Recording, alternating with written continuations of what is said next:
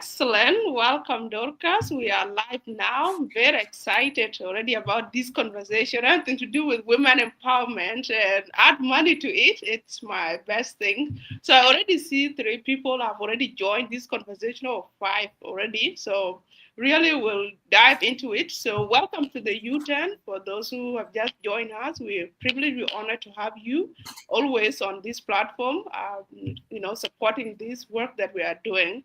If you are new to this platform, the U-Turn is an empowerment platform that inspire, educate, and also spotlight the great work that our community members are doing, such as the conversation today. We are spotlighting the work that Kuol Arou Kuol is doing in our community, empowering women through microfinance. So we're really, really happy and looking forward to learn, to be inspired about the work that he's doing as it aligned to, this month, women focused activism that is going on. So this conversation is really aligned. As always, we do our show on Saturday, but today was special. We're doing on Sunday, maybe because of blessing we need from God. So this special conversation. Before I introduce our guest, Arrow, to introduce himself, I will also have to acknowledge my colleague, Dorcas here, who is co-host, will be helping me facilitate this conversation. And maybe one or more 2 other U-Turn ladies might join the conversation. So stay tuned. Back to you, Arrow. Really welcome. We are honored that you are sharing this space with us today, and what incredible work that you are doing. I don't want to take the shine away from you. Could you kindly, start by introducing yourself. Let our audience know who you are, what inspires you, and why this conversation is really important for you today. And then we'll go through over some of the questions with you and expect more questions from audience as well during the conversation. So take it away. It will be about 60 minutes to 90 minutes. So take it away, Aranda. Hey, Anafat, thank you. Thank you, Kuol and Dorcas and everyone watching us. Kituing I rintek kekaban ke gola ni chol Kuol Arou Kuol. I'm originally from Bor County. I was born in Bor. And I call myself a village boy because I was born and raised in the village. And so currently on my education background, and rare Portugal. I'm in Portugal, been here for the last 3 months. And I am destined, the destination will be Norway and Bijal at the end of this month. So Anlo ikide natural humanitarian coordination joint masters supported by the European Union through Erasmus Mundus, education scholarship Tanzan. And I am a co-founder of several initiatives. First, I was the coordinator of the network of South Sudanese civil society organizations in Uganda in 2019. I'm also the founder of the Shabab Peace and Environment Action Group. One of the peace building organizations that I have been working through for the last couple of years, 7 years. And mostly focusing on empowerment of youth and women, especially in the refugee context. So I'm a refugee myself. And I've been living as a refugee in Uganda since 2014. So that's where I've been doing a little bit of peace building work. I call it a little bit because and that's why I call it a little bit. I'm founder of the Shabab Peace and Environment Action Group, and founder of ARTE, Action for Rural Transformation and Empowerment. Shabab Peace and Environment Action Group, we founded in Uganda, and to bring together young people to talk about peace building in general, and try to invent ways to get out of the conflicts to work in Gala for the last very many years. Now, shortly before I came here, I thought about my return to our country. A refugee for life. So Anjinang experience, anjinang followers, anjinang support system. Well, initiative kine abuku ba rebranded a little bit. Kubugular panda, bugular South Sudan. So we came up with 𝗘𝗺𝗿𝗵𝗿, Action for Rural Transformation and Empowerment. KBDR because support through microfinance. Kiti tinangan naliga jamioje ability by banang network kuba yowan koi le banang kunki koi ko. So in kiti tinangan I don't put in personal resources like I think get and consider can someone who does not really have so much, but the ability to connect with a lot of people in low usage and Banco was supported. So through Action for Rural Transformation, I supported. So far, we have 10 women that we are supporting. The Grum Mat Watching at the board, and then Grumda Tang Beer. And we started with as little as $3,000 in these groups. And within less than 3 months, they were able to make more than $6,000. So KDR guy uje ala ujrech kuboku ke group anything. So they keep doing that, and it's profitable. The component of the group is that we look at their winang kadal ke mostly kochiri widows, kochiri like single mothers. You can target it, not because they are generally I think but group gonna you think a very special group in a way that they are bear among other extended family members that they are taking care of. So we want to be able to reach everyone but for now we want to like take it one step at a time. Why does this matter to me? Or I don't know whether I'm going too fast into it. Why does this matter to me personally? Kitwing etigen galuya race, and my mom really played a huge role in my upbringing, especially long education. South Sudan in order to support me. Number two, biggest part of my passion in peace building. And peace building, there will never be peace kitchen economic empowerment. Kuna loyalty, but then the affected so much. Affected so much. I must say that we have more widows in South Sudan than widowers. These widows taking care of the kids. Rana man win pande ku man nyan pande katoke opens ku katoke diar kachin. So one of the main reasons yana focusing on women. I also see there is a lot of abilities in Diarko, and yet they remain to really be under-empowered, or they remain to be oppressed. And so this is one of the reasons Yana focusing on DR. So my focus for the last couple of years has been on women and youth. Yeah, I don't know. Wow. So you have been doing this amazing U-turn work. Many people are happy with the work you are doing. Jagua Man King, Santino Deng, Hajang, Joshua is here. Mayor is all cheering you on, Princess, and everyone that is watching this conversation has already been inspired by, the incredible background, being, refugee camp, but just not thinking about the, when talk about refugee camp, people become powerless, hopeless, and sometimes paralyzed by the condition, talk like a thing.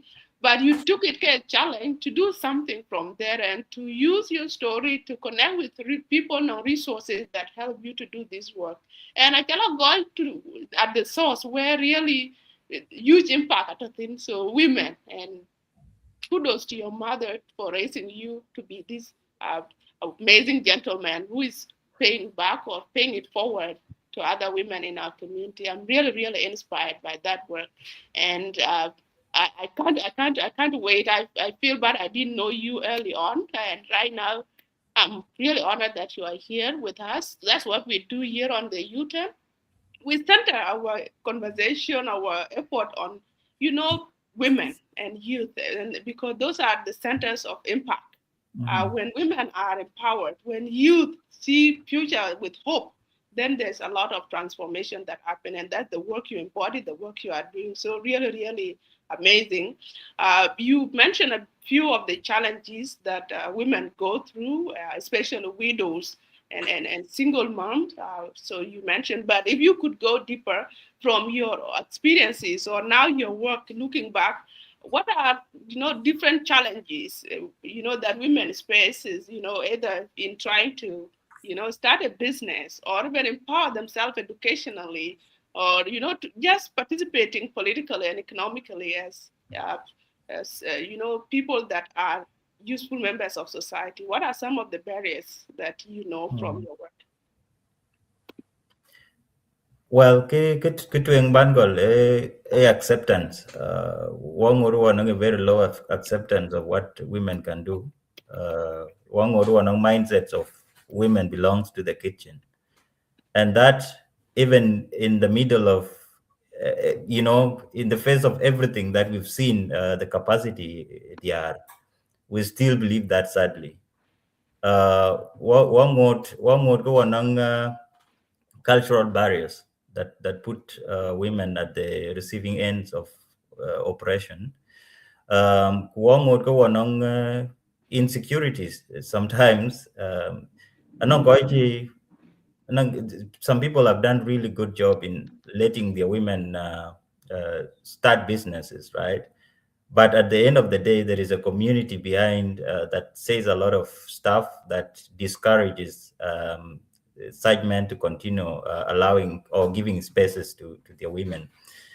I would say for instance, my own wife is doing some business, and at the start, and this has been very helpful to me. Time Jan Ben to the school, because I'm not employed anymore, and so and we still have to pay rent, we still have to educate our kids, and all that. And when she started this, there are people who believe that it was too early for her to start this business, or it wasn't a good idea. It can be brand betting the local business or something, right? So this was intriguing to me. And so, and the question I was always asked is that, what can't you get? Benefiting to Benala business. So it was viewed as if it's something bad. Uh, so these cultural beliefs are really, and I intentionally allowed her to do this business because I know that's her passion. That's something that she's capable of. This is something that can, um, something she can contribute not only to her family, but to also my family and to the society, and be somebody who is important to the society, who is contributing. So Kekaka Angod get taught to work a lot, these cultural beliefs. And the other thing is the limited resources that sometimes sometimes we think that financial resources belong to us.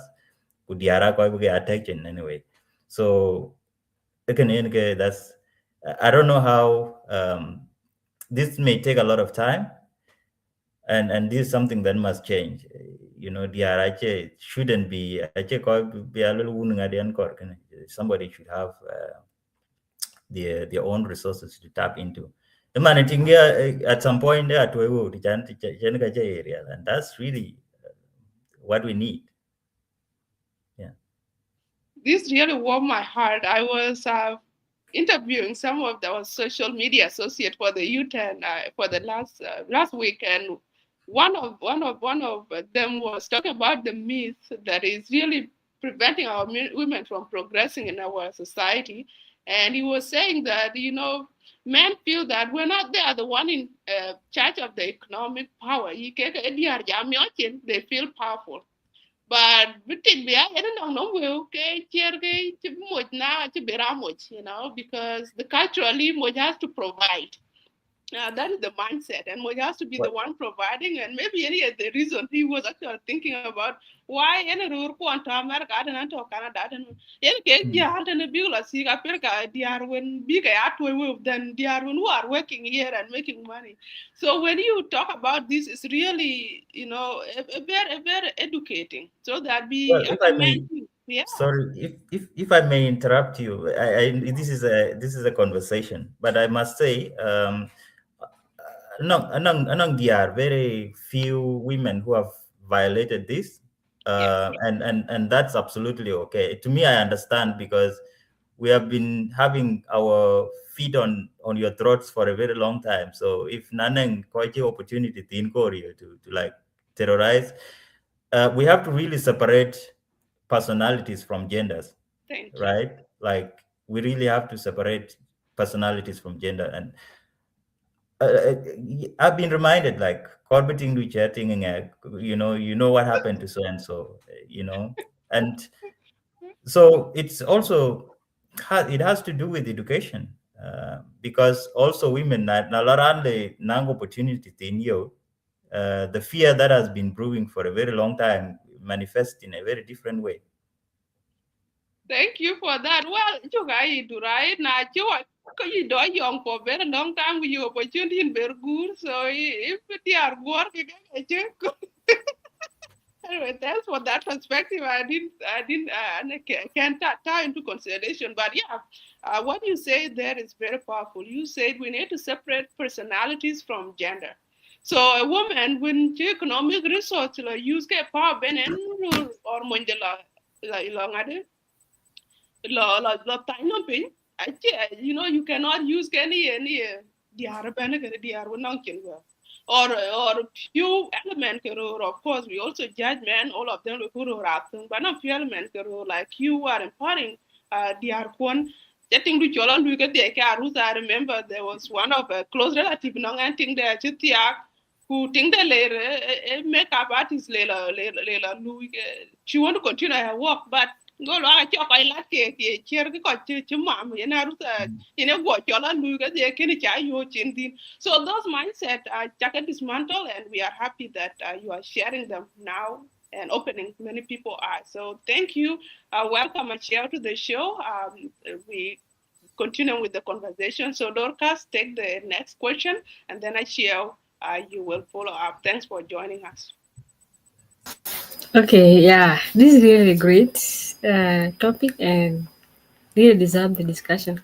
So the question I want to ask, that you briefly talk about how he's passionate about peace building and touching the point of women empowerment, especially their economic empowerment that is attached to the peace building, right? So I just need you to talk clearly or dive in to tell us why a woman, like, why do you see women empowerment or their economic empowerment, and how do you see that if we are empowered and we are capable, like they have just said that your woman can also support you at some point when you're down. So how do you see it connected to the peace building? And talk, like, you need to talk more about why women should be empowered. Okay. Well, thank you for that question. That's a great question.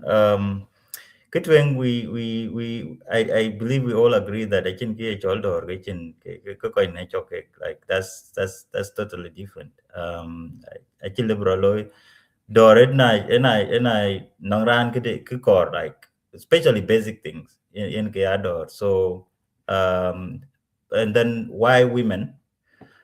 I told well earlier on that uh, majority of majority of single parents in our country, IDR. We have more widows than widowers in our country, and responsibility will shift into these people's hands, the women. So if you want to lift a child, you have to lift the mother. So it's all tied up. With who are doing crimes, at the end of the day, na chimet jala a criminal. Ran ko no ka jalo ke chal mama de, right? Or man ka che ko be. And sometimes it's rare for successful cases, right? We claim the good part of everything. So what I want to say in this is that I have to say they are in crisis in this particular moment in our country. And so if we are to realize full peace, complete peace, it could be DR big bad now because anang kin mit. Apart from DR maybe different settings, but in our rural areas, tigen kanyi ti element paitin, kuyen kanyi ti element intin, yen kanyi yang anechok, yang kuman nechok en kelui karaj, right? And so nanongku this capacity, nanongku empowerment for women, then we're changing the society. Yeah, I hope that answers your question, 𝗪𝗺𝗪𝗏.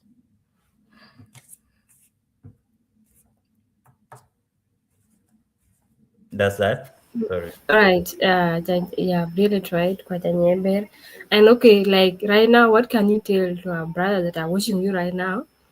And like about the step that we can take and yung like about this thing to take it seriously because can start with your sister or your mother. So what can you tell them to make sure that they are doing this thing and they're starting it individually? Because me, I believe that in this women empowerment, we need our brothers, our husband, and our parents to really empower and stand with us because we cannot do it without them.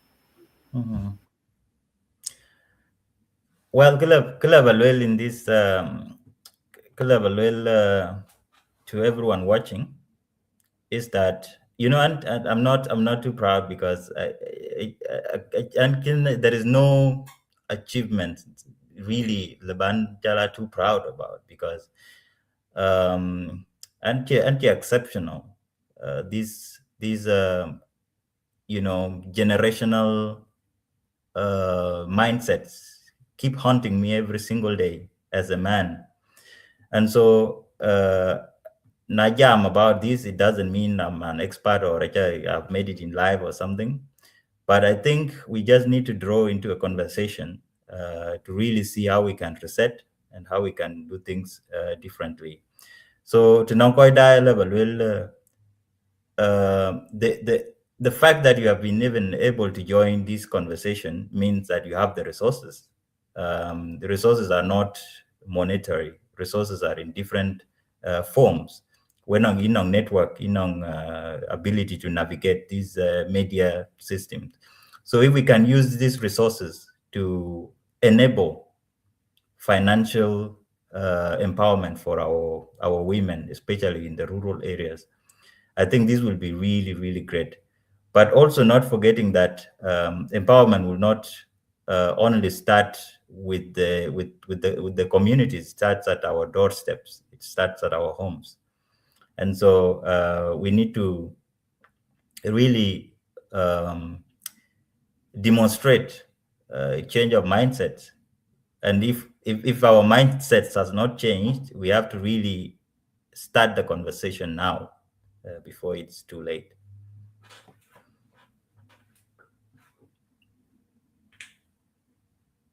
Okay, yeah, children, and I think now I can give it to Achio on the next question.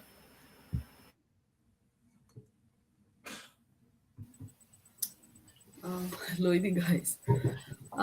We talk about we're going to screen Kuol 𝗪𝗪𝗪𝗪 Kuol, and I would love to apologize for being coming late. I'm a mother now, and everything is all over the place. So yeah, I hope I'm forgiven on that. And yeah, Kuol, thank you so much for honoring our invitation to come to our show today. And I am so happy that I was able to, or we are able to have someone like you in our society.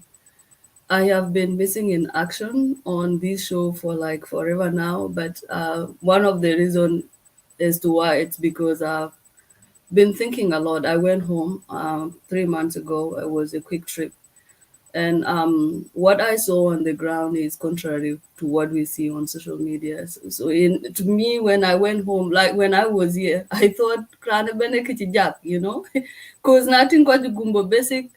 Cutting cutting these extravagant weddings you can go through. In my mind, I was like, "Well, we are heading somewhere." Oh, Peter did right.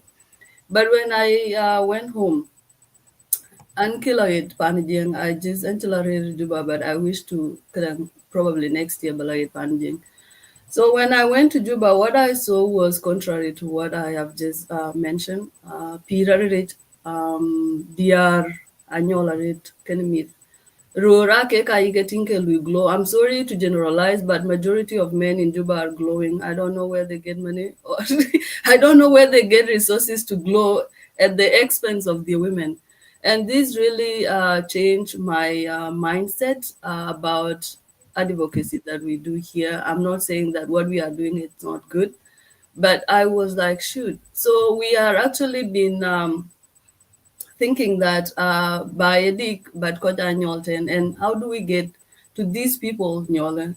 And this has been the question that has been lingering on my mind. And I was like, I'm just gonna take a step back and think really on what I should do, or we should do.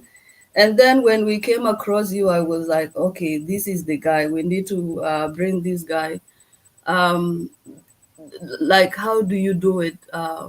How did you figure it out that you are going to get to these women at the grassroots to be able to bring them forth so that we can be able to help these people? Because truly, these are the women that are that need the most, need the empowering the most, right? So how do you do it? You are in Europe, you are in school, and you are also I understand you've been to a couple of places doing your school and work here and there. How did you figure it out that these are the people that you want to help, and how do you even manage to coordinate between your school and them? Hmm. Great. Thanks, Chair, for that question. I mentioned earlier when we started that Mm-hmm. Kitwing, I did some work in the refugee settlement, Mm-hmm. and it was mostly on youth. So after a deep reflection, conditions are now changing a lot in the refugees settlements. Mm-hmm. Ayuka settlements in Uganda, Chol camp in Kenya. So conditions are changing, and many people are risking going back home. And so one of the things that came into my mind was right? Like, we've really had a lot of engagement with these women. They have demonstrated their abilities. We have seen also the burden they carry in terms of taking care of children. So Gwalel na loku, our initiative loku extended to South Sudan. Kekabugulo ebe are working with the women. First of all, they are quite especially, and I must say, there's a lot happening in terms of kachiri, gumba basics, and things like that. And you see, I must say, it's not only women, rather not only men glowing. Anang diarlo glow. I have to tell you that. Maybe but that extravagant lifestyle has to change. So, and anong diarlo glow, but nothing. The basic life of a South Sudanese woman from the rural area, Karajaret, or from the refugee settlement, for instance. Ke Karajaret. So, the reason I chose that path is that especially diar nyake in the refugee settlement kujala rural areas titi have demonstrated their abilities of what they want to do. Diar Kogajilu Miao and they have done a lot of other stuff. Anything. So they have shown that they have the willingness to work. They have the willingness to break the financial barriers. But I can tools the big ekaloi anything. So that is the reason I chose that path to ensure, and they were willing. We found already when they had already organized their group. So what we did, and I'll come to the point of how I do that, but they had already demonstrated their abilities in terms of organizing themselves. When you go to Gumbo Basic and there is maybe a uniform launch, for example, singing songs idea from different communities, like coming up to show that the only problem at the moment, financial instability. They are united in a discourse that they need to be able to raise enough resources to raise their children. So exposed, and like I said, I already have the network. So the only thing I can do is to use my networks and the ability to raise resources for these women to do what they wanted to do. And I challenge everybody, both we're going to on screen die show from the different media platforms that on the different media platforms, that let us use our abilities. Sometimes giving someone hands out, like be it $100 or something to a yen, is a good thing, but it's not enough. Like if you can create an environment where someone is empowered to do things on their own. So first I looked at the capacity that they have. They already have the capacity, they have the willingness, and they are vulnerable. Really, they're really vulnerable. So in our first two groups now, one on behalf from different walks of life, dealing with different situations, the Araber, single moms, randang are working out, and they have a lot of kids to take care of. So these are the reasons. I hope that answers your question.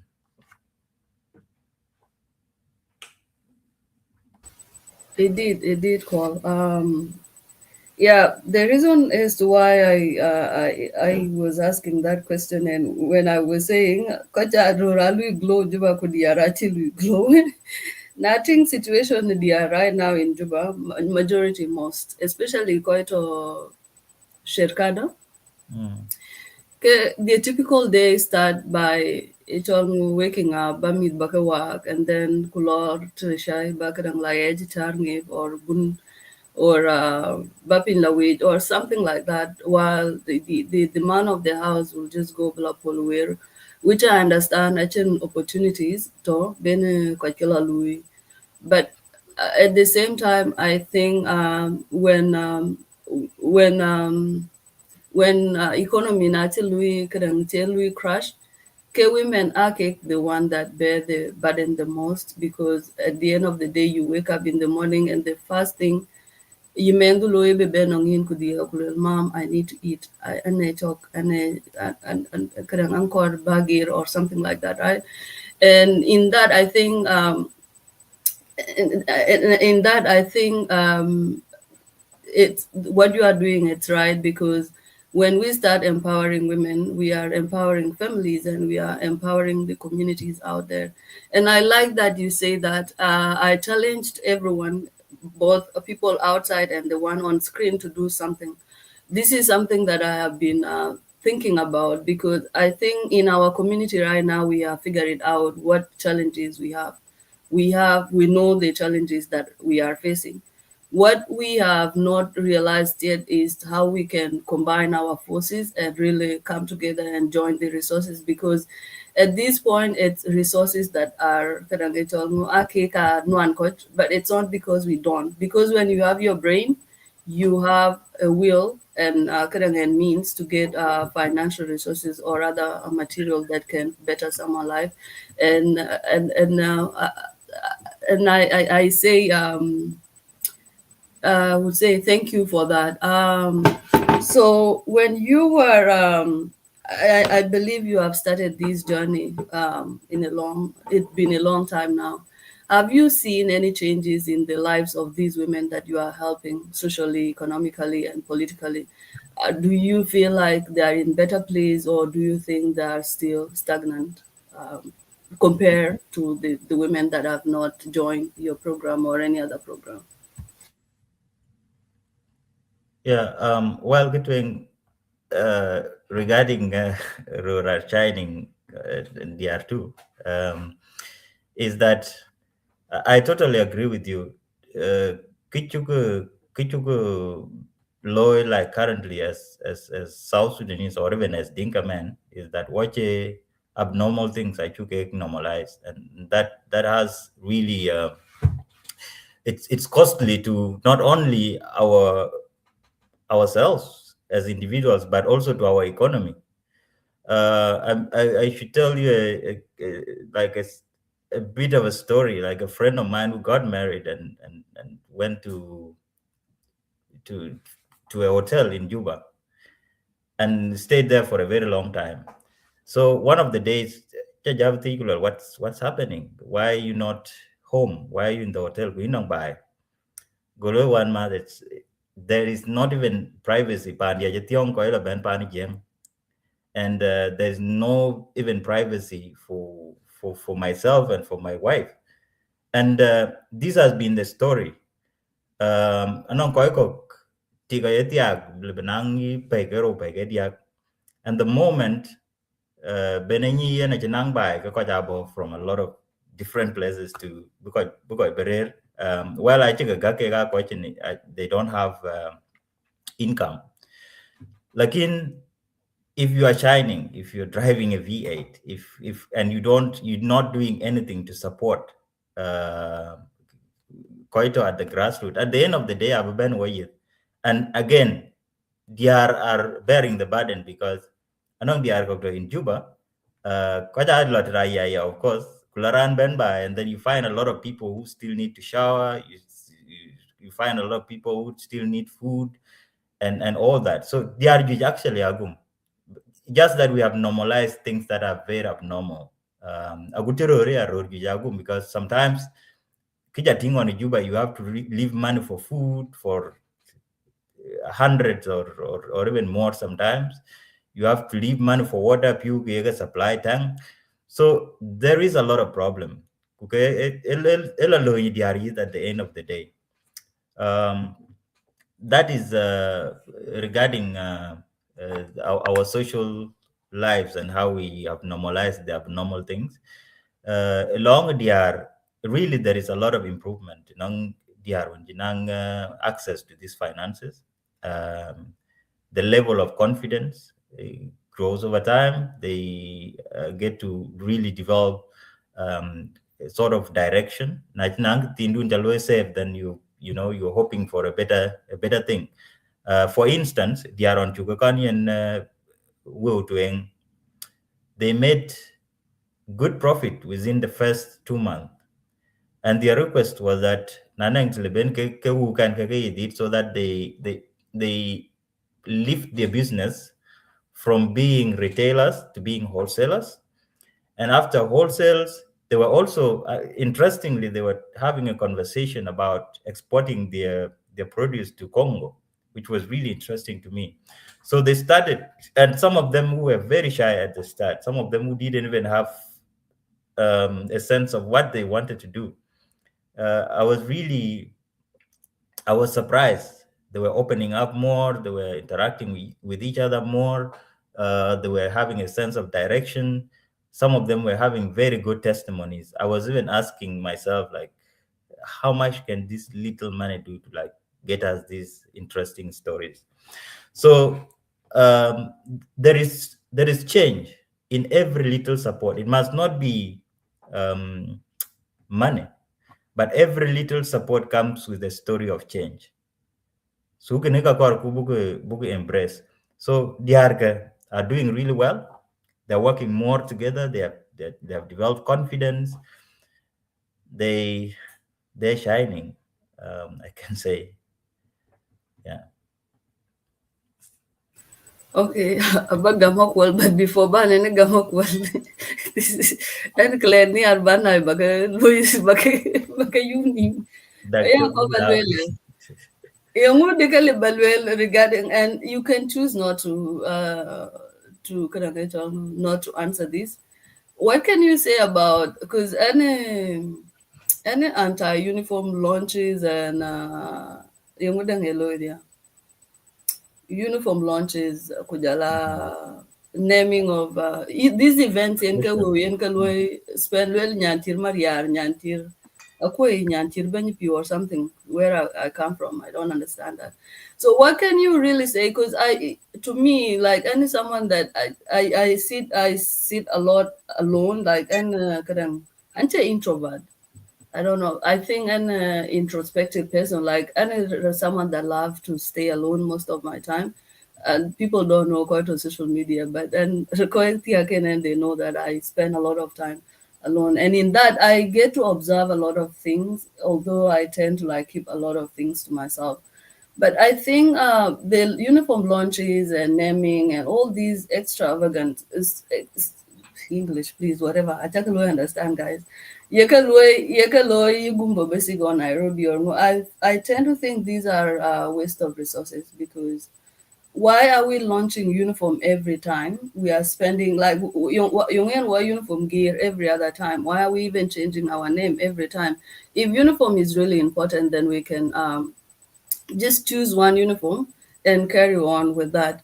But these launching of uniform over and over again, I tend to think a waste of resources. And do you think these resources could be channeled into really empowering these women? Because to be honest, these women, and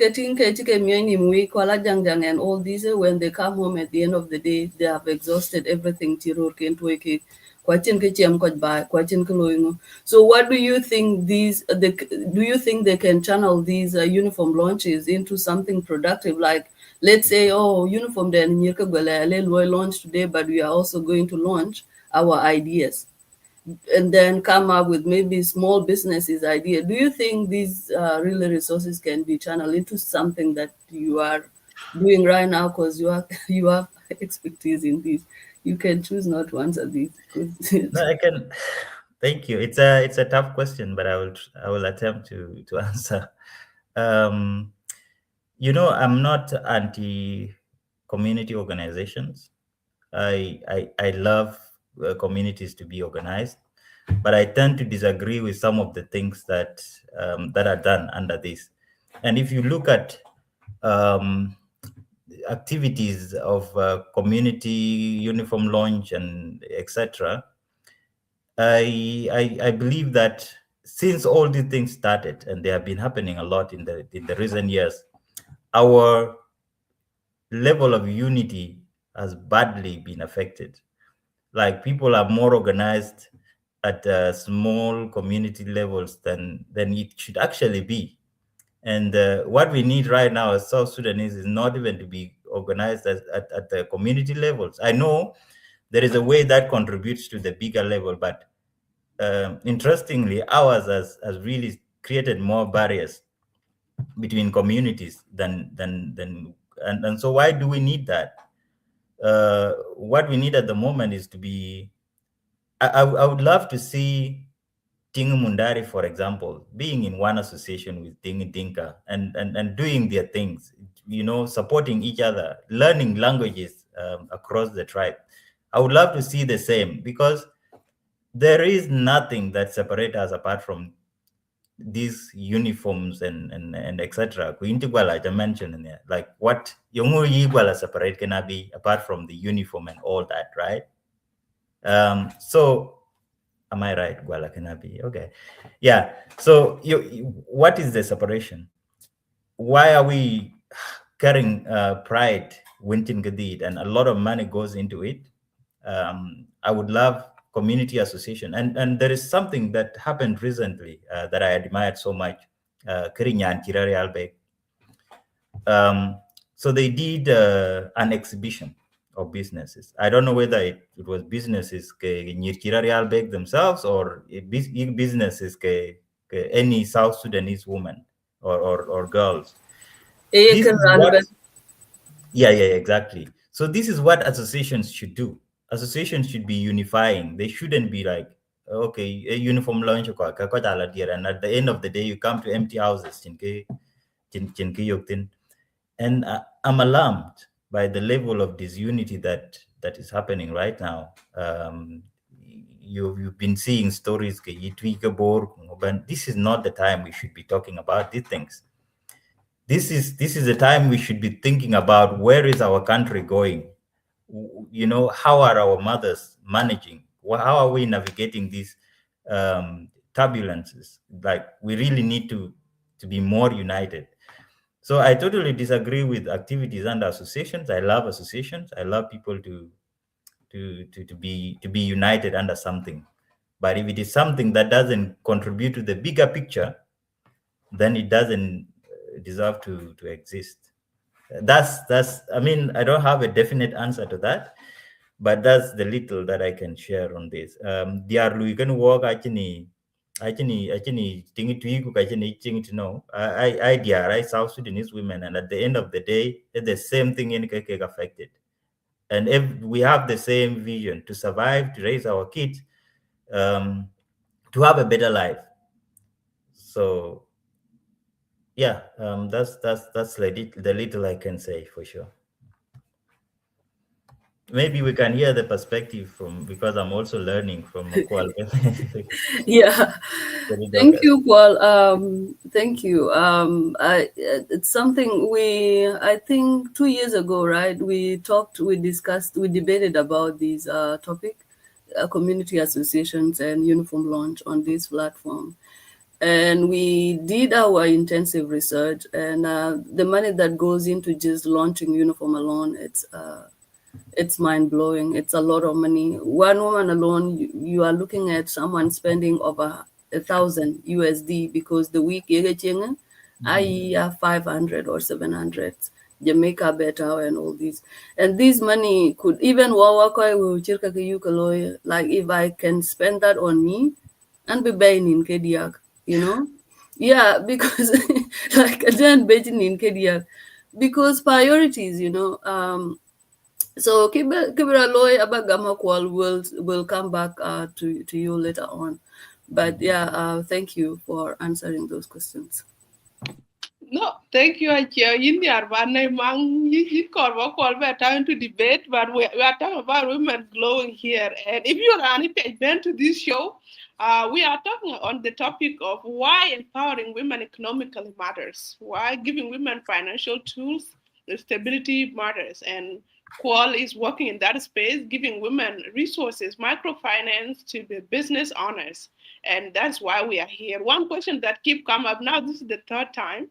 I do address me from the beginning, and I want Kuol to go back to it before I can ask my question is, you know, people are still, you know, worried about women empowerment. When a woman is glowing, they think that they will look down upon the husband. And this is the one question from a participant, my chat, said, I want you to really address, because we have ignored it twice, the other folks before that have asked the same question, that women, you know, why women look down on husbands simply because they are the one having money.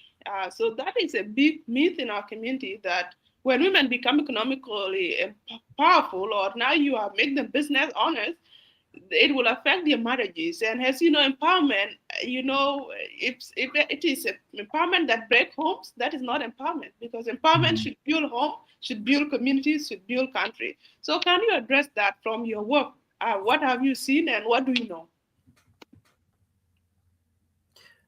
My response to that would be simple. I can incidents like, have you been having these conversations with your, because as far as I know, having money does not cause any chaos in the family, not for one partner. but it's always a symptom of things that have been happening in the past. Maybe you have been marginalizing your woman. Maybe she's been having her needs that she needed to be addressed, and you have not been making them available for her.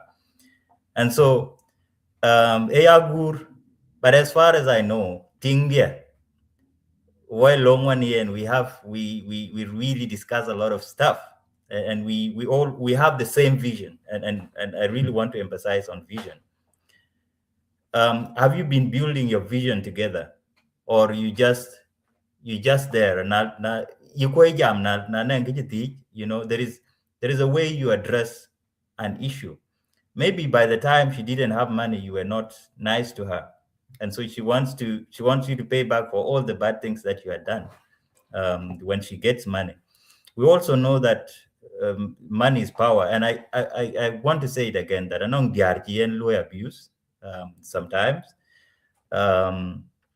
they may probably have no apparent reason, but actually maybe 1, 2, 3 people. Don't we have murderers in the society?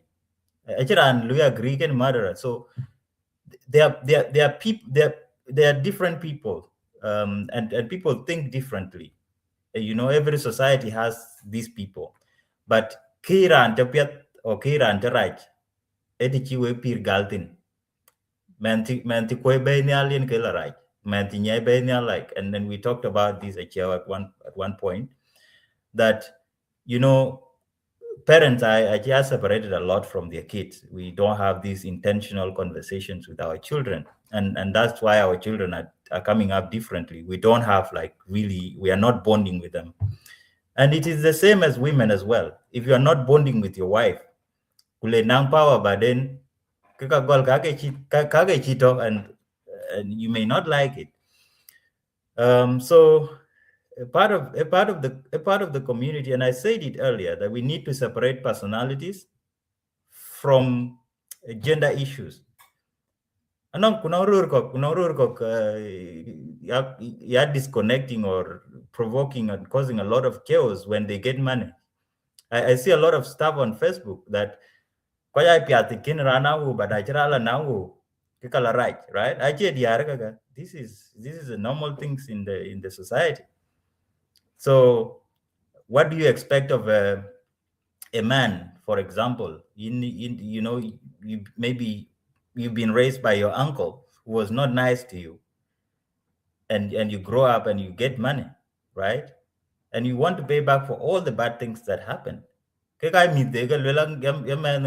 one month is mistreating me, but you don't really know where that has come from. So we need to separate personalities from gender. We need to, you know, be very intentional about conversations that we are having. We need to work together at the time when things are bad, so that when things get good, we don't have one partner seen as marginalizing the other one. I would give that response. You have answered it really well. You know,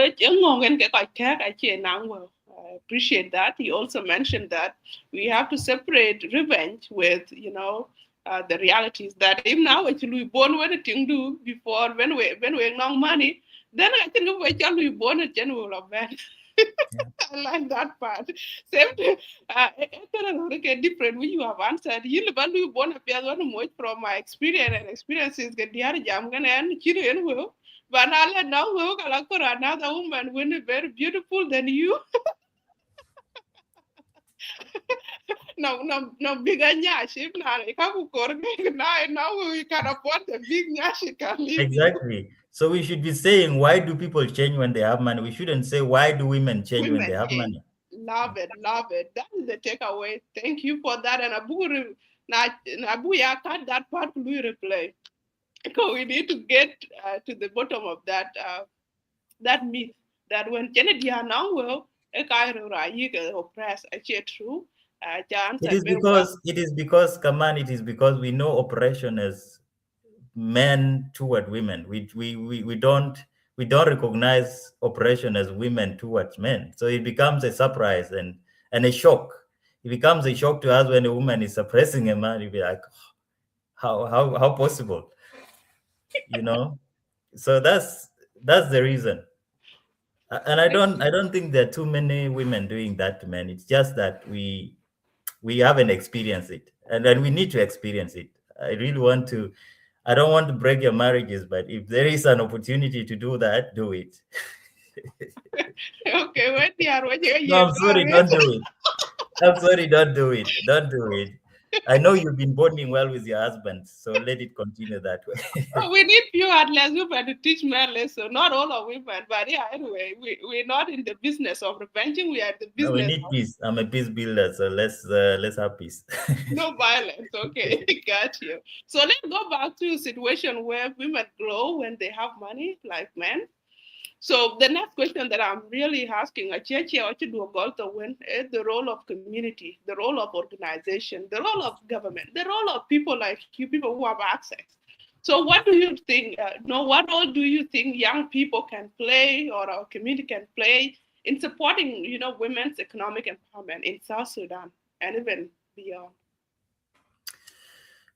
When Nadia, and this question, I tend to answer it on a very personal note every time I'm asked, because quite a different passion for doing what they do. First of all, I feel like you only have one life. Not wife. You have only one life, and that life, I was taught something very important, because I was part of the Generation Change Fellowship with His Holiness the Dalai Lama. For those who know him, the Buddhist leader, is recognized as one of the greatest peace leaders in the world.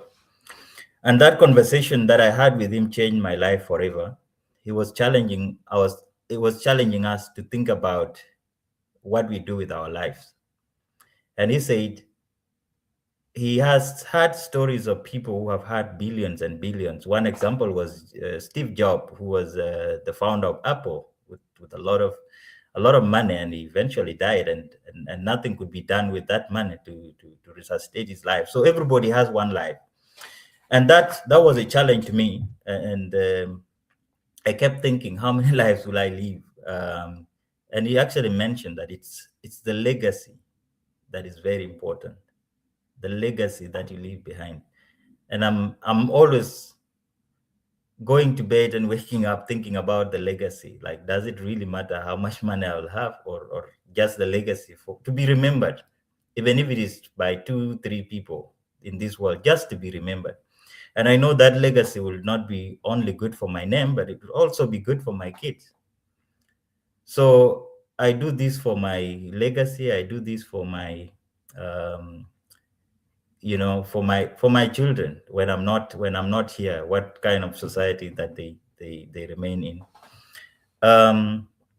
So coming to answering why it's important, I think we all have to do it for legacy. It's different for the government, because it's a responsibility of the government to make the life of its citizens, to improve the lives of its citizens. So it's actually it's required. It's an obligation. But for us who have spaces, because we also come from a country that has majority of people illiterate, and so to turn things around, and I always reflect on the sayings of Dr. John Garang, that we have to take towns to people instead of people coming to towns. It wasn't like an inclusive role of the government to do that. It's any individual from the community who has had access to resources. And all the whole humanitarian system is built on the ability to balim kugamgayin, right? And so nanang di channel lim yen, and then I can channel it to our community, and that is taking towns to people instead of people coming to town. So nanang lawyer at the grassroots, a contribution can be a responsible member of the community. And that is what we should really focus on. First, put our legacy forward. Yung bawan in the community, that's more important. Be log remember to Chinjal, right? And so this is what keeps me going every time, and this is why I do what I do. Well answered. Well answered. Thank you. And everyone who is watching here, write your U-turn message there. U-turn message could report that what do you want to do as a person? What legacy do you want to leave behind? And Kuol Arou says legacy is to, to leave women better, economically. And that is what he wants. That's the name that he wants to leave behind for his children, for the next generation. Our dad, our grandpa empowered women through microfinance. One of our speakers, or one of the people that we spotlighted last week or a few weeks ago, also said that the mission is legacy one is literacy. She wants to fight literacy, make sure they are illiterate, they not read, because now you can we meet when everyone in the world that is doing good thing, and I know do I to do other things like okay now mother tongue you are limited. So that is one thing. Another one who also one of our guests, and actually she want to fight hunger in South Sudan. So all of us are who walk or book or inspire and get on the U-turn, and that's why we bring folks that are doing inspiring work. So thank you so much. Very well answered. Next question will be Dorcas. Then to Achille. Okay, yeah. The next question is, in the community today, like most of the women are capable equal, and that's why you found them. They were organized, and you're able to do the coordination and connection that you have to help and support them, right?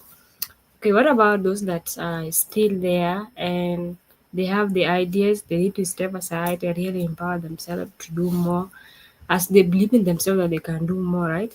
So, what could be the advice that you can give them to make sure that they still push that idea, not to just let it go and they give up? Well, the going to work is that there will be no single point where we shall give you resources that are enough.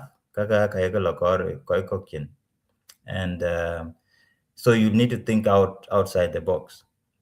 Number two is that all your dreams, all your visions is valid, and sometimes it's really hard given where they have come and things that they have dealt with, and so it takes a lot of time. Again, it's not possible to reach everybody at one time, but what we are intentional about is to ensure that 𝗘𝗺𝗪𝗪𝗪𝗪𝗪𝗪𝗪𝗪𝗪 supported can inspire other groups. So here is how our system works. We give them loan with zero interest, kind of the microfinance Ayuka Gamke group with zero interest, and we give you a time frame that you can operate like for 3 months. Na chaga we enough libi we sustain the chewagu nyai chu chaga yo ke walum ku berku another group berku create, and so it goes in circles. Na berku lating by then we locken you're not doing well financially ka berku kala do work so that you can boost up before we create the next group. So we really hope that we can, and it's always a hope that we can reach those who have the interest, those who have the determination. But at the end of the day, we may not reach everyone. So is that we want to inspire you to be able to look into other resources. We have a lot of potential. We have a lot of resources, and one of the resources is to give you the awareness of things that are possible, and also break this gender barrier of women cannot do business and all that. These are the components of empowerment that we do. So for every woman that is having interest, our challenge to them is always that start with what you have, and if you are determined enough, be on the way. So don't let your vision die. Don't let your dream die. Continue to nurture it in whatever way you do. And we have seen like up to 5 years, right? But you sustain it because you keep hoping. And another example that I would give that's very strong to me is like I was asking myself, so there is a big population of Eritreans in Kampala. And one day I was moving and I saw this Eritrean lady having 3 bottles of soda in her shop, and she doesn't have a lot of things in the shop. And I became interested in having a conversation with her because I wanted to understand how she goes there to stay in a shop that doesn't have stock, and she goes there every day. Nala enti go kito to know work our Eritreans. We understand, some of us understand business as being busy. So you don't have enough, but you really have to be busy so that your mental health, so that you keep taking care of your mental health, so that you don't think a lot, so that you don't wake up and sit without anything. And that was very interesting to me because instead of maybe or something, can you have a shop that doesn't have so much that can keep you busy? So I would say start with what you have. Right? So that's the answer that I can give your question, Dorcas.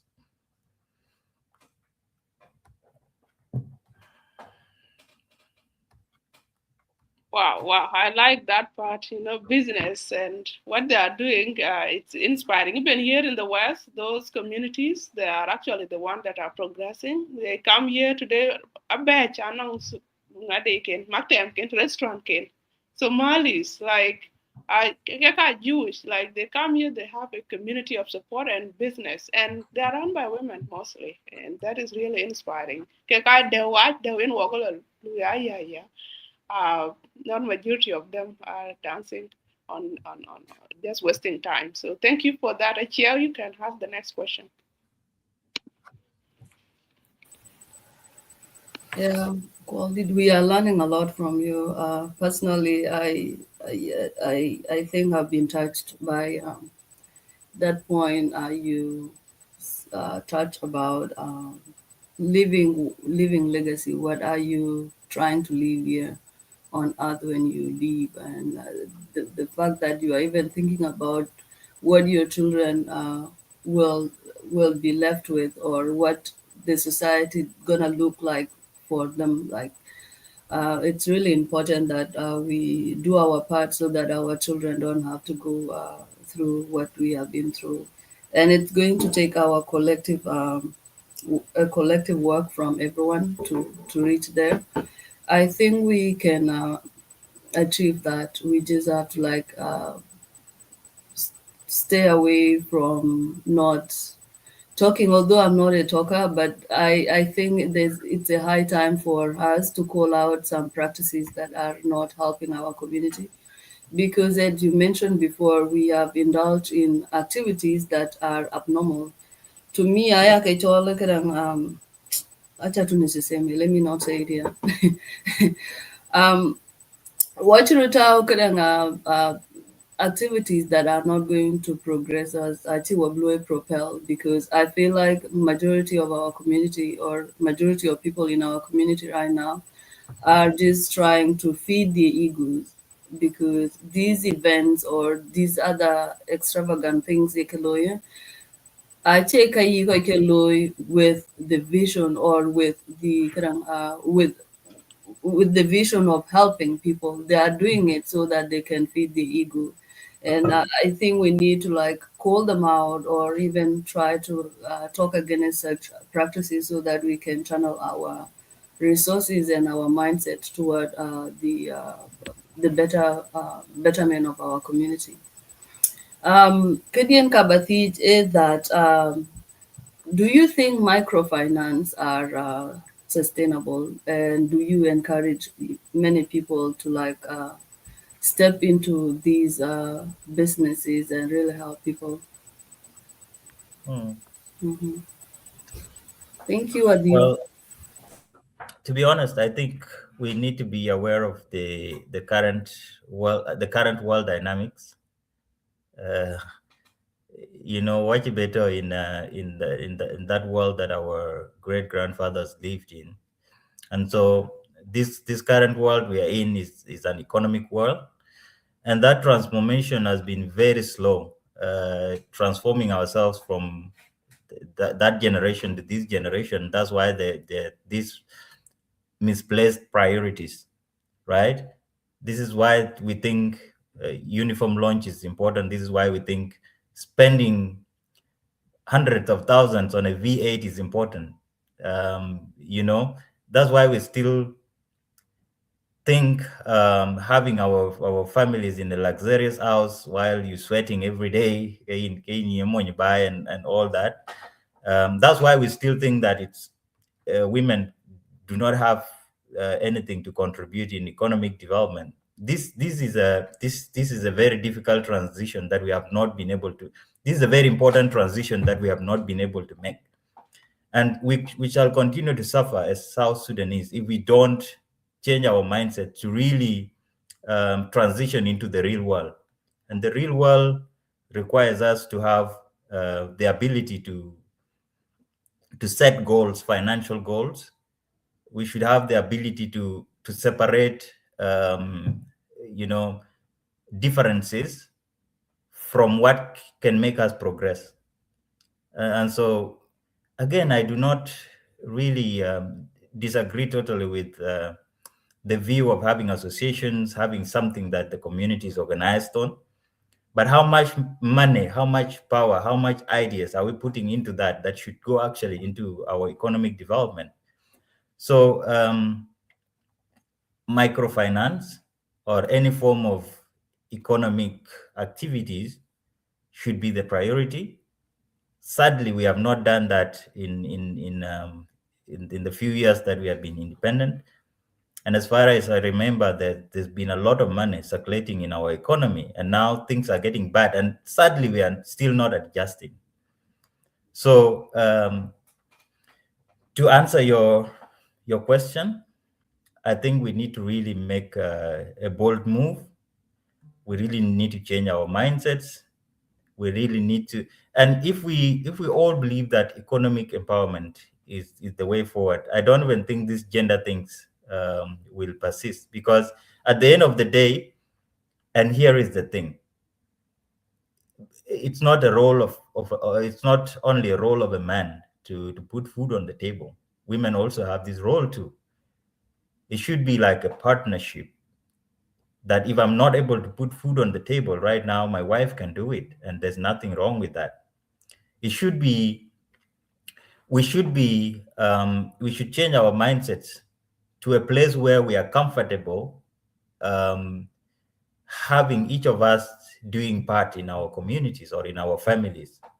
And so this is the transition that we have failed, and we need to really reflect deeply and recognize that we are in a different world.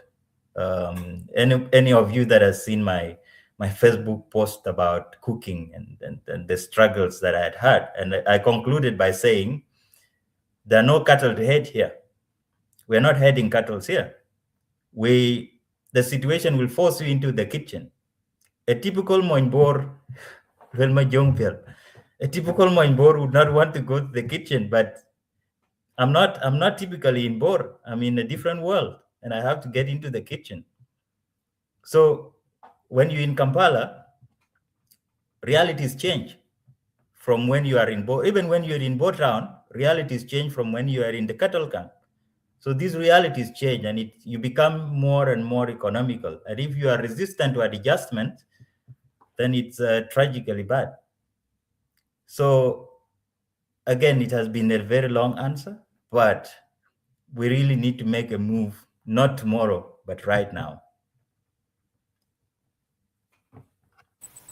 Thank you. Now quite a bit around 𝗪𝗪𝗂𝗵, and yeah, I think we need to be economically empowered. It's very important because I always say, and I tell my sisters and my other friends in Wakajam, the world is so unfair to a woman, and especially a black, broke woman. If you do not have the means, I swear, the world will treat you so unfairly. So the the only way you can at least escape some of the injustices in this world as a black woman is to empower yourself economically, to have your money, and to have, well, it's not necessarily going to be money, but to have the knowledge to it.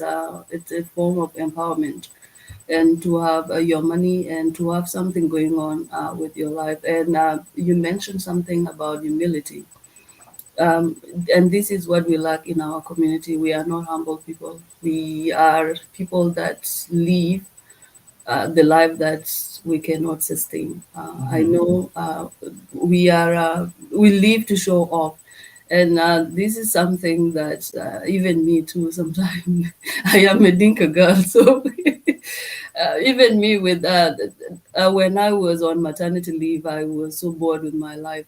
The only thing that I had going on was my baby and Utah, and as someone that is used to being being outside, because I'm a firstborn and I love being outside. Not I love the situation has forced me to be outside chasing things and do things. It was a difficult time for me, so I decided I'm going to just start bakura kum working yeah kum ten. But the part of me that was telling me like, why are you doing this? Why are you doing this? Just suppose vacuum this and this, and then later on I incorporated Niyam Kujala Jalabia. And I'm not saying Kwai Kokti Loyen Etiklum, but I feel like I've inspired some of my little sisters that are back home. They are doing exactly what I'm doing right now, and that is that Karangaitwalmu motivated me and really encouraged me to carry forward.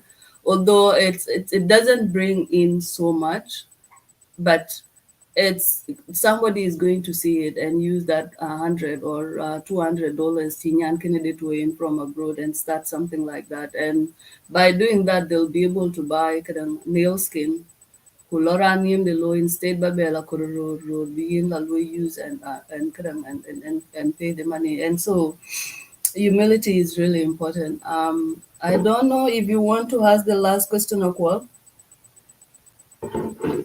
Yes, so we're almost over time, up to our time. So we'll be doing 12 minutes, which our conversation has really been amazing. There's so much support from audience, not a lot of questions because you exhaust every question to Tiayin. Thank you for that. You are an educator, and it shows. We really, really honored that you are educating us, opening our eyes, and many people are making U-turn really real time because of the message that you hear. And as Achia said, as she mentioned, her story inspire many other women, and your story is gonna inspire many other women and men as well today after today to go and start something.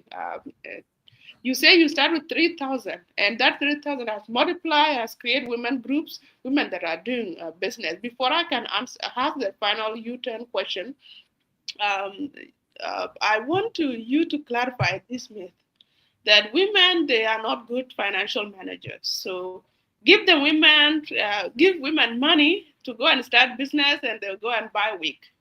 Uh, or use the money, spend the money carelessly. So this is a myth that goes, within our community. Is it true? You have worked with women, you give them money.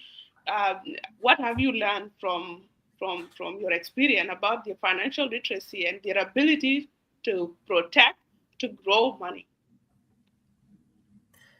Now I'll start from my household. I am a very bad manager, and my wife has been incredible. Like sometimes I give her something to do something with, and she keeps it because she anticipates one of the days we shall have a problem, and suddenly we get this problem, and I'm there stressing myself, where shall we get the money? And she says, we I kept the money. And so that has been one of the things that encouraged me to like support her do her business.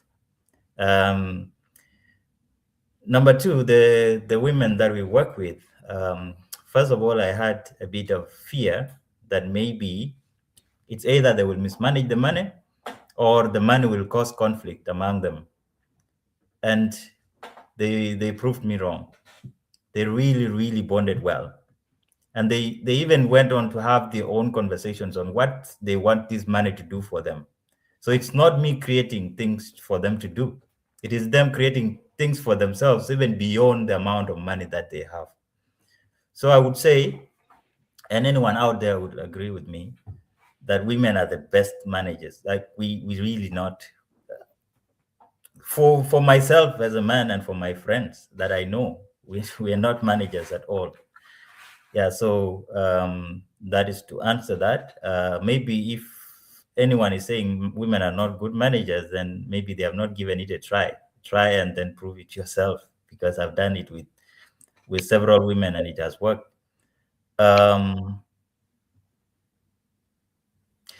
Exactly. I mean, that's my case.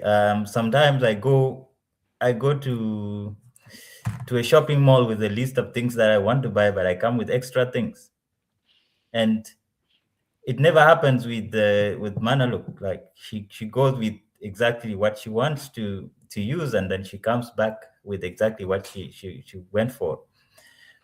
Again, it's personality, because there are some people who it doesn't know. Personalities don't know gender. I don't believe in the thing of grouping people like women do this. We are individuals at the end of it, and that's what matters. So everybody has their own habit, and we should be comfortable and find ways to accommodate ourselves with all these differences, and that's what we should be doing. No, thank you so much. I really like how you repeatedly, try to dismantle these gender stereotypes, right? To move us away from thinking about gender when there is a challenge that anyone can do. We don't group people. So thank you so much for that.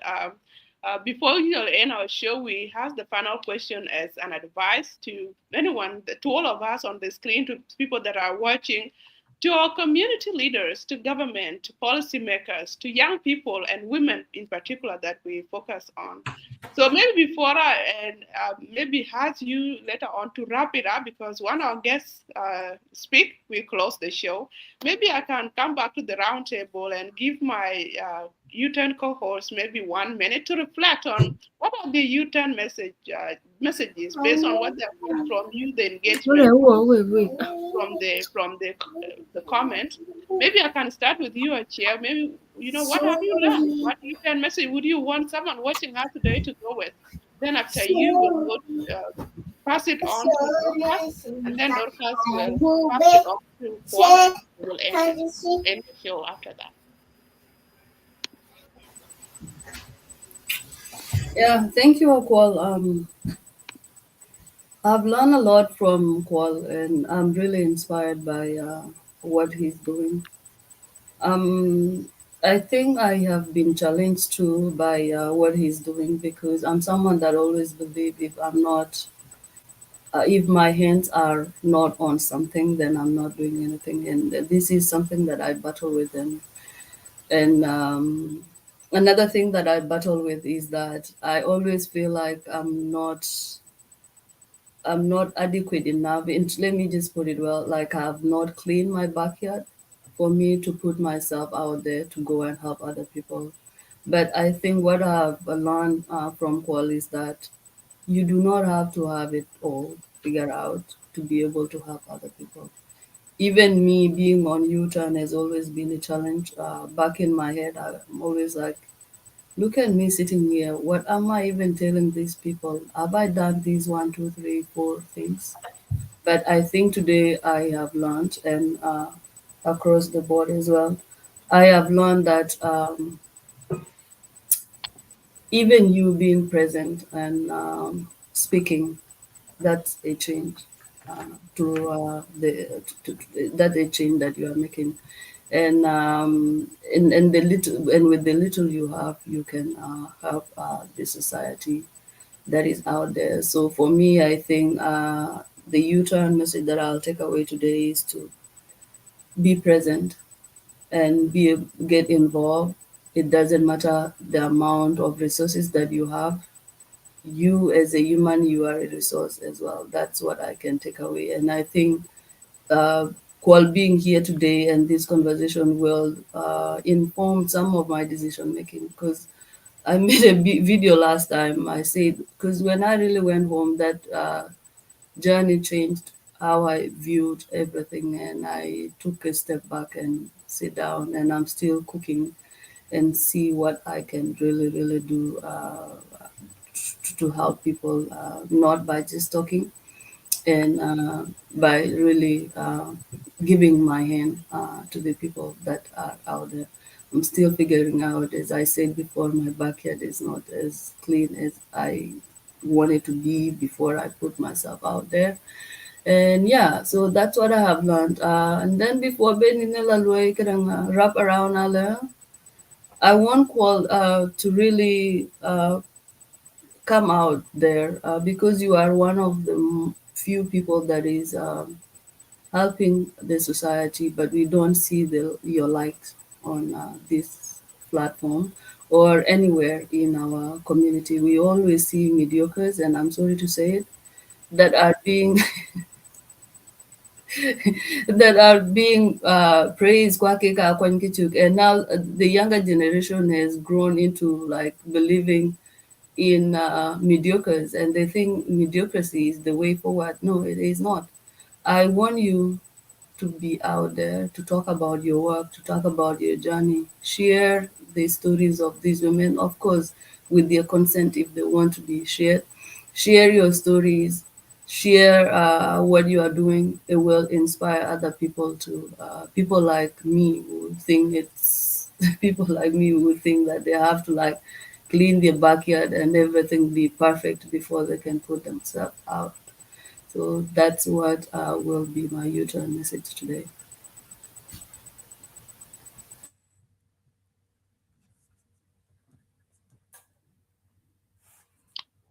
Excellent. Thank you so much, Achia, for sharing your reflection. And thank you, Isaac, there for echoing what Achia was doing. Really, really inspiring. She's a blessing. She got everything, by the way, so don't be humble. Your backyard is clean. You have done your part, and you should be out there more as you have asked for to be. Dorcas, what have you learned? What is your advice before Paul wrapped it up? Okay, hi everyone, especially those that are watching us today. And Kijal learning that is something that was told me by someone Kiramay second today, right? So Chirana and one time only look at the history general and the one time it's a video general lot to the sea. Kuje yo ko yo ngoti ene kujere mitigre gege jege je puje tar ngade jege tor bi gege. So when he went there, he was like, what should I do now? Can I chip you go one ten? Maybe you web to wake you. So the guy like go gol chana go ngade go to ga kwany ku chwer hore ye ngade ye si ete kwany ku chwer hore kwany to ku chwer hore kwany to ku chwer hore. I think now when I want to gather Golwela, I know some of you may not see the effort I've done here, or you may think I wasted my time. But it will survive and will not die like the rest that are outside here. So generally this world we cannot really change everything, right? But that one person that you have changed mean a lot in your life and it brighten up your life and make your life happy. So when all of us make sure you make an impact even though to one person in the world out there, we can change the world, though not all of us, because the rest that are coming will also do their part. So that's what I've learned today. So while seeing it that he cannot manage to empower all the women that are suffering in South Sudan. But with the 10 women that he is empowering today, at least can make him smile and happy and improving their life. meaning improving the life of others, because those women also support their families, right? And the people that are also in it. If Kuol would have seen that 3,000 as something less and can do nothing, and maybe he can think that let me spend it, it will do nothing. The 10 women that are smiling and sleep happy today will not be happy.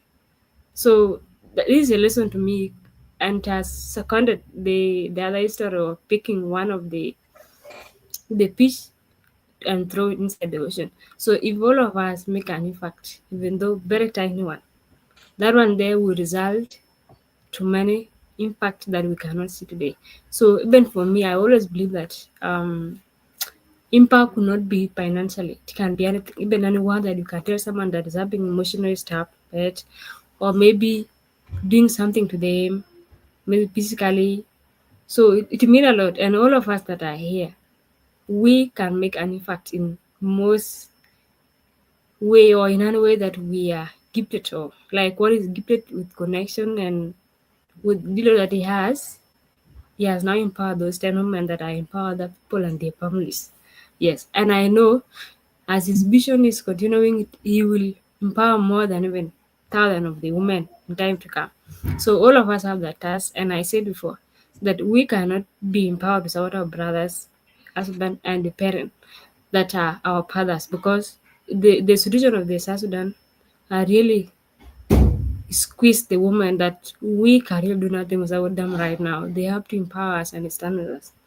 So that's what I have learned today, is that we can make an impact in our own way with the little that we have. So we should not wait to have that enough thing, because there's never a day in this life you will have enough. Never. Thank you so much. That is brilliant. What an excellent reflection. Do what you can with what you have, where you are, one at a time. And Wakato, in the comment section, you can put your U10 message in the chat. I will go later on and read and even amplify it so that many people can learn from you. The fact that we're only 4 of us on the screen doesn't mean you don't deserve to be on the screen. You are the screen material and you have the chance to share it there as you wait your turn to be on the screen next. So thank you, and Walda. Now you can conclude by sharing your U-turn message to everyone, all the stakeholders that are watching. Right. Thanks to the three of you, and thanks to everyone that is watching us. I've been seeing the comments, and I've been really heartwarming because I check cool to go any work conversation like this. Low we agree again. Sometimes which I also welcome. And I know disagreement. Koi we disagree again work kulogu jamba then kikanang kirola dating. But I'm really happy that anong koi most of koi to on the line alu agree again kilwelku. And like that's what I can say, because gender issues kaka I wanted in one way or the other. I'm just like the anang dinti ni jol hummingbird story of Wangari Masai. Jamgal, I'm just doing the best I can. The little contribution I can make, ANK more important. And I wish each and every one of us would look at the national contributions that way. That you don't need to have a position in your community association leader, or you don't need to have a position in your member of parliament, or you don't need to have a position in your president. You just need to have your heart with you. Could know abilities, human privileges. I don't take it for granted that I'm privileged to even travel. The fact that I'm in Portugal today is a huge privilege. The fact that I'm in Europe, I didn't cross by sea, a privilege. And this privilege is what should be done. It should be turned into something positive back home. We don't sleep, comfortably, that we are in the comfort zone. We have a community that is still in a bad situation, and we can do something. It doesn't matter how little that is. And so to touch on 𝗘𝗺𝗪𝗿, really, achiran perfect, achiran clean, and we don't have to wait until we feel we are clean. Because I don't know, zaman chiringu ben bani and chan bajalo and tijala perfect. I'm jala to the community. Nana ngati in ballo chaman neche dokazal well, and I know you're doing a lot. Kuna ngati in ba contribute. You just consider it a contribution. And I'm really glad to meet all of you. I need that ran to somewhere who is doing something, even if Nachaka. And at the end of the day, our contribution not be here. And so my message is that let's use our privileges as individuals to make a contribution. And to the community leaders, if your community association is not aiming at improving lives of your community economically, or doing gender empowerment so that our people are empowered, then that association doesn't need to exist. Our association should aim at breaking the cultural barriers that are keeping us in poverty. So na association do nyai community to non individuals from the community which in terms of economic empowerment, then that association shouldn't exist. So we need to start looking at things from the economic perspective. We know that economy South Sudan it's really down until we start changing our mindsets. Because we all have contributions. Government can control, yes, but how do the end users, how do the lower people in the economic ladder, who are the normal citizens, what are their day-to-day economic activities? How do they spend? What are the priorities? So can the matters in the economy. So we have to make sure that our associations are aiming at empowering our communities. Anang power in the association, and we should start electing our association leaders based on their capacities to mobilize resources, not based on the capacities, activity, not based on who can mobilize activity, who can organize activities, who can speak to the leader of 𝗍𝗵𝗿𝗂𝗍𝗂𝗍 to organize an activity. It doesn't really help. So I know that's what we need to take. That's the direction we need to take. And to policymakers, I'm always shocked when I hear that South Sudanese are lazy people. And I keep asking myself, how did we become lazy suddenly? Especially women who have been feeding the liberation for 21 years. How did they suddenly become lazy starting from 2011? So we need to also reflect on this. It's not actually that people are lazy. It's just that people are not given the right tools. People are not given the right opportunities. People are not given the right spaces to be able to make contributions. And so we need to look at things like that.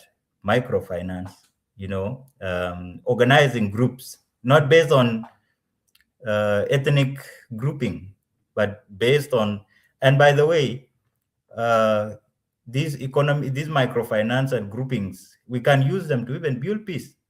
Because as I said earlier, they are in this group, they are different communities, and they have been bonding together because they have a specific goal, and that is unity, that is national unity. So and so my last call is that let us change our mindsets. Let us look at what legacy we leave behind as when you have privilege, and opportunities to see better places, to see different realities. A community that will transform. We may wait until kingdom come if we think we are waiting for the right moment. Thank you. Wow. So we're not going to wait for any right moment. We have to start now. Thank you so much. And one way you can start, it's as simple as just sharing this video. Inspire. But now resources can look at mobilize such initiative that is empowering our community. So just by clicking share or engaging with it and tagging people who should hear this, your friend who need to hear this, is one way that you are helping, bring change in your small way. So go ahead and do that. Thank you so much, Kuolda, for the great work you are doing and for coming here on the U-Turn to share, your story and helping people to change their mindset, to make a U-turn toward, progress, empowering people with information to go and make decisions that will better themselves, better their families, better their communities, and of course the country and the world at large. So we really appreciate the time you spend with us. For those who don't know, this U-Turn platform, we host guests every Saturday at 1 p.m. Eastern Time. Sometimes we make an adjustment like today to host guests on Sunday if the schedule doesn't allow. Sometime on Friday, the same thing, time different because our guests come across the world, South Sudanese across the world that are doing amazing work. We spotlight them here. So you will always find us here. The content is on Facebook, but Facebook deletes some of these conversations every 28 days. So we also have a YouTube for you to go back there and learn from those conversations and get one or two things that can make you move to the next level. So thank you so much, and thank you, Chair, for your insight, for great contribution, for inviting Kuol. Thank you, Dorcas, for organizing this and also for the insight and your contribution toward the conversation. I hope we can connect again. And for all of you that are in the show, thank you for being with us today. Share the video and put your U-turn message there, and we'll go right into it and respond to your comments after this. So thank you and have a wonderful Sunday. God bless you all.